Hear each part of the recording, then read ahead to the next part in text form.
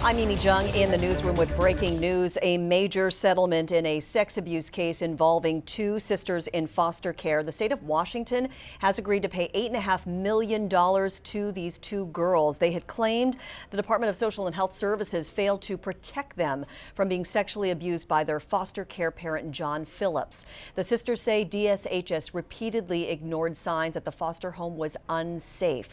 Records from DSHS show that before these girls were placed with the family, another foster child living at the home had reported to being sexually abused. The DSHS licensor did an interview with the couple, but instead of initiating a CPS investigation, DSHS ordered the file to be closed. John Phillips, the foster parent, later confessed to abusing these two sisters and the other girl that was in his care. He is now currently serving time in prison for that crime.